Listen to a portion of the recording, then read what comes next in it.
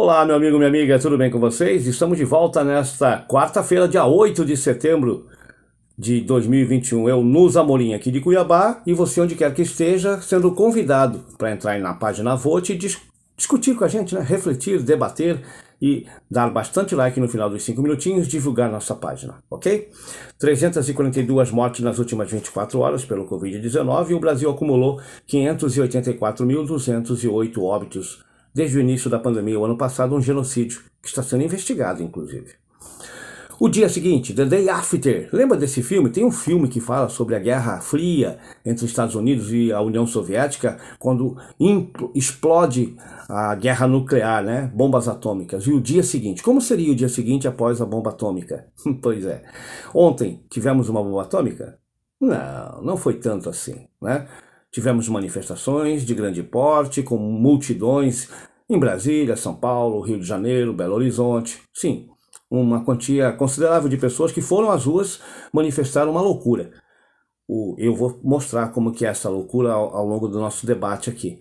Uma loucura, porque iam apoiar um pseudo-mito, uma pessoa que está, sabe, desequilibrada, que não governa o país, muito pelo contrário, não traz propostas e que, mesmo assim, é aplaudida e é seguida cegamente.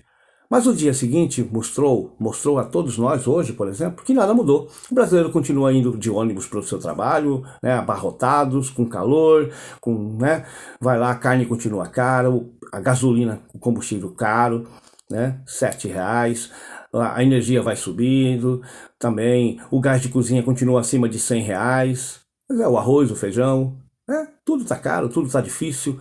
A labuta, o desemprego, a fome, a miséria, continua igualzinho, não mudou nada. E o que o Bolsonaro anunciou e que os bolsominions também disseram, né? Não fecharam o Supremo Tribunal Federal, não derrubaram o Alexandre de Moraes, nem tampouco o Luiz Barroso, enfim, tá lá. A coisa continua do mesmo jeito.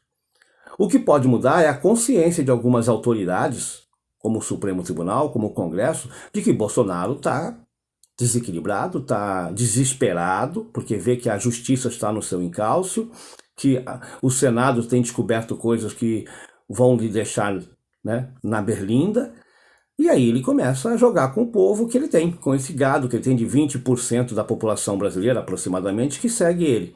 Alguns porque acreditam que ele realmente não faz corrupção, acreditam, não conseguem enxergar, e aí vão lá.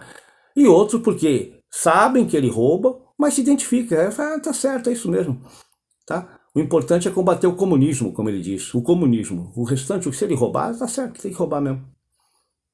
É isso, sabe? Agora, vejam só, tudo continuou caro, a vida dos brasileiros continua difícil do mesmo jeito. Agora, algumas coisas me chamaram a atenção, tanto em São Paulo como em Brasília, né? O Bolsonaro, na boca do Bolsonaro, eu ouvi ele dizer que aí começa o perigo, o exemplo que vem do presidente da República. Não vou mais obedecer ordens de Alexandre de Moraes.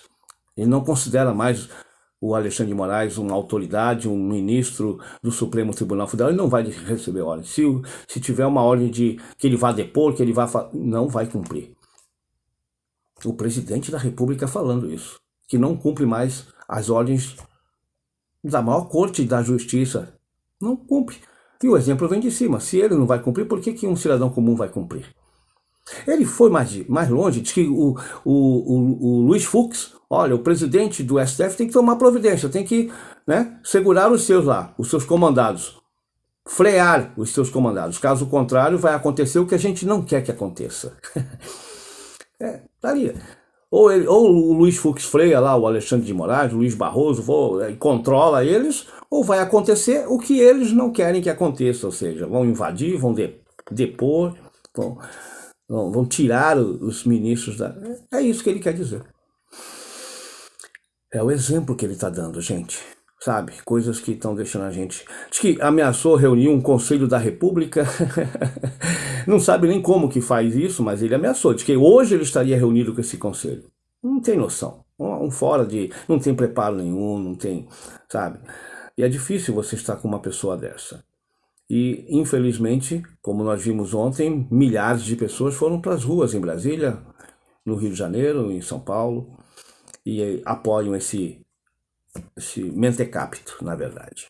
Isso é preocupante, né? É muito preocupante. Aquilo que eu disse, alguns o acompanham porque acreditam nele, ainda não conseguem enxergar que ele é uma pessoa nefasta, corrupta, que só ajuda seus filhos, que está ali que não tem competência para governar o país. Não, isso eles não acreditam.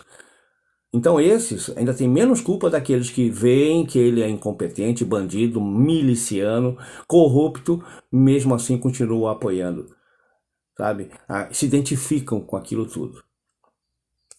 E isso fica explícito, sabe quando? Na imagem do Fabrício Queiroz, o homem das rachadinhas, amigo da família, né? Lá do Flávio, do Jair Messias. O Fabrício ontem tirando, sabe, sendo abraçado, venerado, era um popstar no meio dos bolsomínios lá em Copacabana, no Rio de Janeiro. Era um, sabe, venerado. Então, a imagem da corrupção de um ex-policial, um miliciano, bandido, assassino, das rachadinhas, sendo fotografado, abraçado, ele é nosso ídolo. É a imagem de venerar o que é o mal.